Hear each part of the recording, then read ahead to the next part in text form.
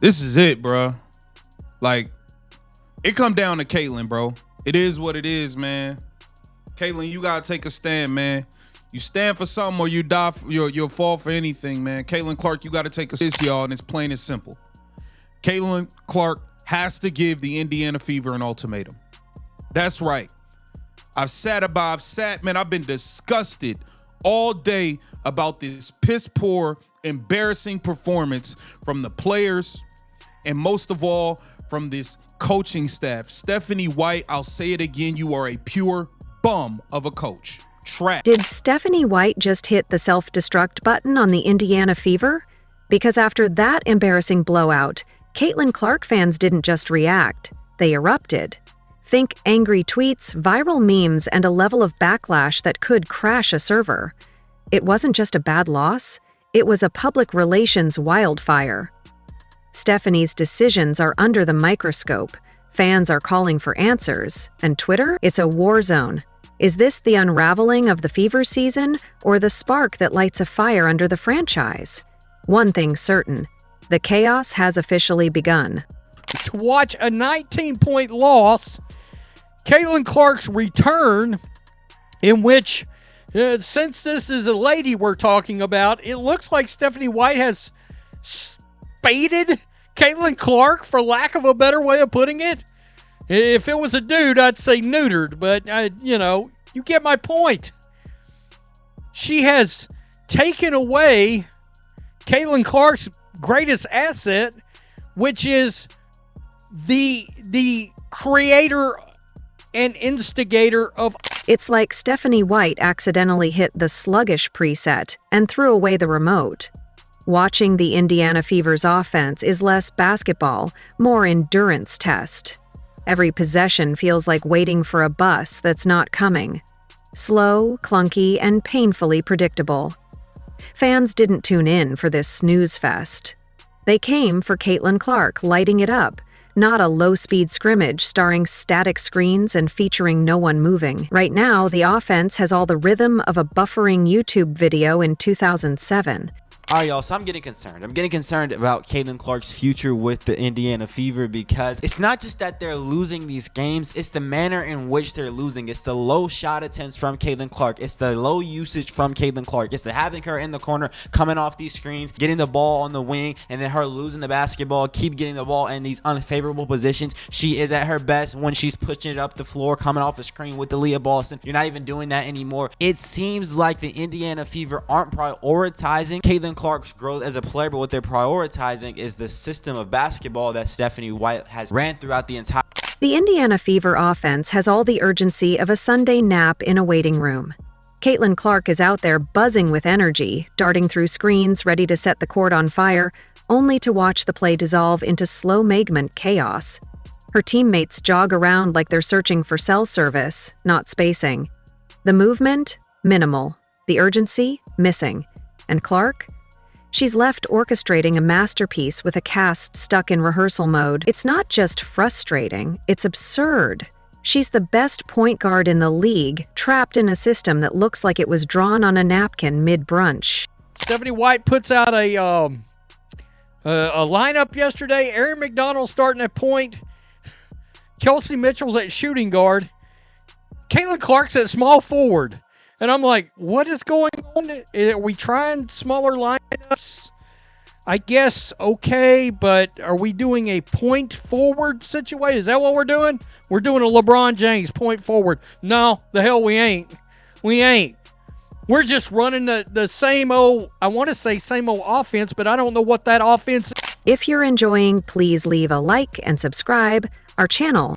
Let's talk about that coaching staff decision-making, which feels less like a strategy and more like a game of darts blindfolded during an earthquake. Benching Lexi Hull? That's not coaching, that's self-sabotage. She's one of the few players bringing intensity, defense, and actual floor spacing, yet she's the one glued to the bench, while the rest of the lineup drifts like a confused flash mob mid-performance. It's gotten so weird, fans are feeding Fever rotations into AI just to see if the algorithm can decode whatever plan Stephanie White's trying to run. Spoiler, the AI's just blinking in disbelief. Stephanie White's not going to change. Stephanie White is not going to change. Stephanie White is not going to stop until her style of drag everyone down to their level basketball prevails. She's not going to change. And I do not think that we're going to see very much of Stephanie White, or very much of the Fever playing good basketball under Steph. Meanwhile, Caitlin Clark continues to deliver perfect passes into thin air, threading needles to teammates who then freeze, hesitate, or dribble aimlessly before passing it back or resetting. What's the game plan here? Let the shot clock wind down until the basketball gods finally grant a mercy bucket? And while we're all scratching our heads, the fan base has definitely noticed. Every game feels like Groundhog Day, only with worse lighting and less progress. That sluggish pace isn't a style. It's a problem. It's as if the coaching staff found the only speed setting that makes Caitlin look less like herself. You've got the league's most explosive point guard, and somehow she's been convinced to stand in the corner like she's waiting to sub in. Newsflash, the corner isn't her role. It's her punishment. At this rate, you could replace the Fever's entire offensive system with a middle school pickup game and nobody would notice. Actually, scratch that. The middle schoolers would at least run the floor. You've got one of the most dangerous shooters in the game and a generational passer. Yet instead of unleashing her creation, she's passing and vanishing into off-ball exile. This isn't basketball, it's witness protection. The team's offense looks stuck in slow motion, and Caitlin's brilliance is wasted standing on the weak side, waiting for scraps, instead of leading the attack. Down to this, you guys. As long as Stephanie White is here, we'll never see the true greatness that Caitlin Clark has within her. We'll never see it. Caitlin Clark has to march up to that front office and say, hey, look, either you guys are going to fix this and we're going to do it my way, or I will not put on this jersey and I will not allow you guys to profit off of me any longer.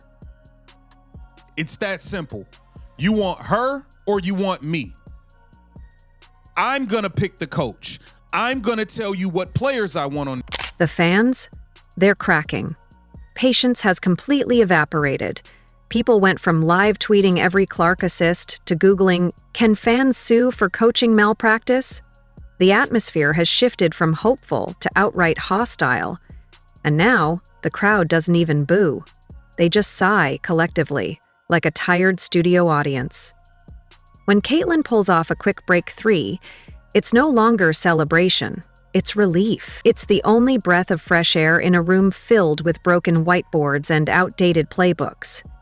And to top it all off, the benching of Lexi Hull is the cherry on this questionable Sunday.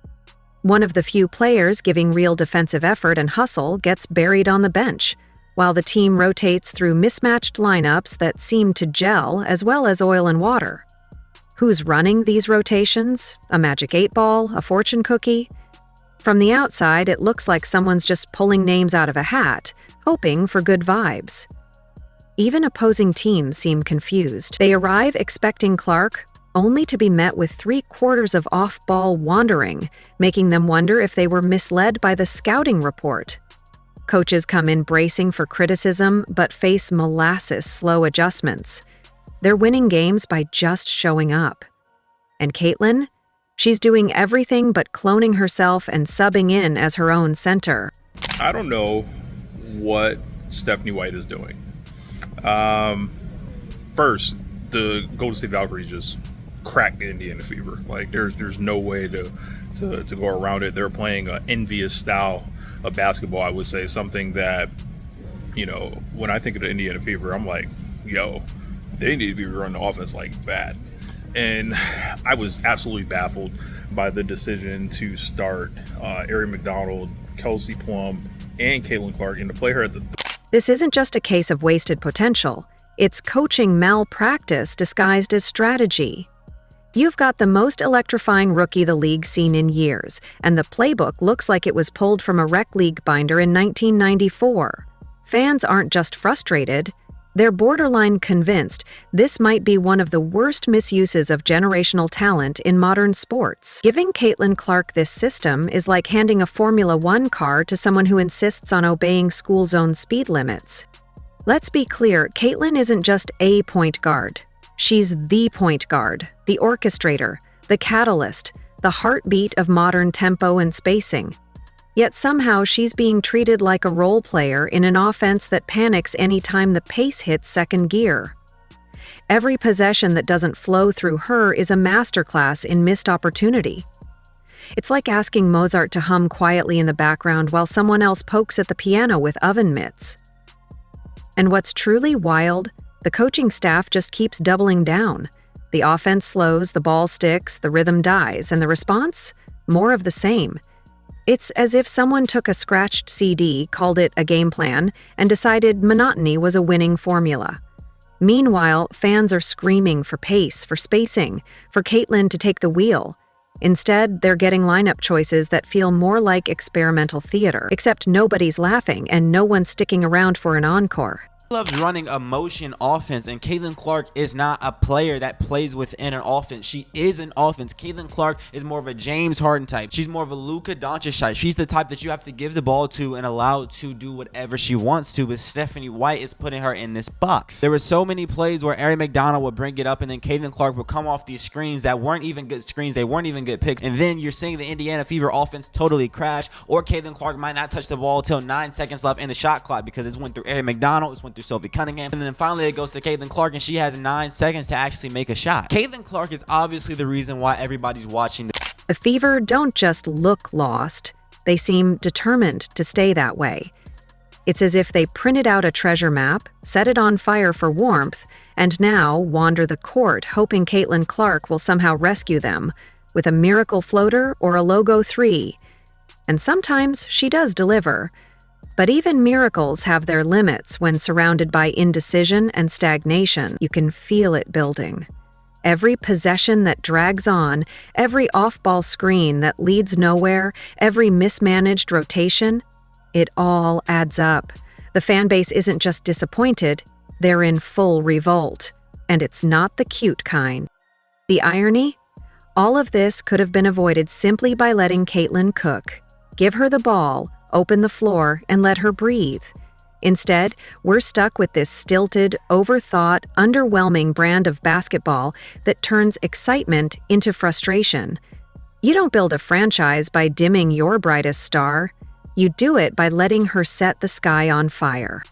And right now, it feels like the Fever are doing everything they can to hand her a fire extinguisher instead. You guys don't know the story about Stephanie White. Why she likely is like this. You're wondering, like, how did she see Caitlin Clark play like this and decide, you know what, nah, we're going to build through Ari McDonald. Stephanie White, in the years of like 2015-ish, she went to Vanderbilt. And she tried to play an up-tempo offensive game, and they were terrible. They were terrible. She couldn't win a game. And then she goes to the Connecticut Sun and says, screw offense. And by the way, that Connecticut Sun team are good offensive players. Bree Jones is a good offensive player. Even Stevie Wonder can see that. Caitlin Clark is a point guard, not a decoy. Not a corner statue, not a glorified cardio machine logging 30 minutes of wind sprints. A point guard, the best one in the league, possibly the best to ever enter it. And somehow, everyone from courtside janitors to bobblehead collectors seems to understand that, except the one person holding the clipboard like it's a sacred relic from the basketball gods. Stephanie White must have taken a coaching philosophy course from the School of Maximum Confusion, because watching her use Caitlin is like watching someone buy a Ferrari and then ask if it takes diesel. We've got agendas outpacing the actual competition, and a commissioner who treats controversy like a feature, not a bug. The whole thing's starting to feel like a late-night sketch, where everyone's in on the joke except the audience. Bad calls? Oh, that's just part of the fun. Selective enforcement? Totally normal. A player gets body checked into next Tuesday, and the whistle suddenly takes a coffee break. Lack of focus, lack of knowing the game plan. How do you summarize kind of what you saw out there? No, I was disappointed because I felt like there was a lack of competitive fire. With the exception of about 2 5-minute spurts, our attention to detail was poor. I'm not sure if it's not knowing the game plan as much as, because if it's not knowing the game plan, then that's a whole nother. The officiating is less about maintaining fairness and more about making interpretive dance out of the rule book. Caitlin gets clobbered on drives and the referees blink like they're in a staring contest with reality. Meanwhile, someone breathes near another player's elbow and it's a flagrant 2 with a written apology. It's getting so absurd fans are considering bringing their own whistles to games. At least then somebody might blow one for the right reason, and that's not even the spiciest part. Let's talk about the unspoken but very loud elephant in the room. The old guard. There's this unspoken rule in WNBA world. If you're flashy, successful, or heaven forbid, drawing more viewers than the legacy players, then you must be humbled. Not through competition, of course, through benchings, fouls, and silent treatments. You could average 30 points and 10 assists, but if you don't fit the unspoken mold, you're getting treated like a walk-on. There is so much about this game that needs to change, because I was going over some of the stats, I was going over some of the points and what was changing, and honestly, from the coaching to the players, this game needed to change completely. Now, I do understand that the Indiana Fever are a team that have faced a lot of changes, a lot of adversity. There's been so much inconsistency. There has not been able to be any time to find a rhythm, really. And just as the team was finding a rhythm with their defense, playing without Caitlin Clark, she comes back in. And, Caitlin Clark is what makes this team really fun to watch. And it was great to see the Indiana Fever succeed in those 2 games that they won. And as if the on-court chaos wasn't enough, there's a growing sense that the league has been hijacked by vibes over vision. Instead of building a brand around generational talent and quality play, it's become a sandbox of side quests. People tuning in to watch basketball are now stuck navigating a labyrinth of rainbow hashtags, personal feuds, passive-aggressive interviews, and PR campaigns that feel more like performative TED Talks than sports content. And it's not even about inclusivity, because real inclusivity doesn't overshadow talent. This isn't about representation. This is about distraction. It's about putting so much fluff on the screen that fans forget there's supposed to be a basketball game happening. Somewhere in the middle of choreographed TikToks and group photo ops, the actual point, competition, got lost. Meanwhile, the league's leadership is sitting comfortably, apparently immune to the storm brewing in the stands. Kathy Engelbert looks more like a silent partner than a commissioner, just casually allowing chaos to reign, decisions to be made in back rooms, and fans to slowly trickle out, like air from a balloon. The house is on fire, and the response is a press release about empowering narratives. Well, Caitlin Clark returned today to the Indiana Fever, and it was not enough for them to pull off the win against the Valkyries. The Valkyries actually had control pretty much the whole game. Their largest lead, 23, was the Valkyries' largest lead, and 9 was Indiana's largest lead. Caitlin ended with 10 points, 4 turnovers. The only person that had more turnovers than her was Tiffany Hayes. She had 6, but she did have a plus in the plus minus. Tiffany did. Indiana did shoot better from the free throw line. They were 93%, and the Valkyries were 76%. But the Valkyries shot a better field goal percentage and 3-point percentage. There's a reason the audience has started looking at each other like, are we the only ones seeing this? Because this isn't about one bad call or one benching.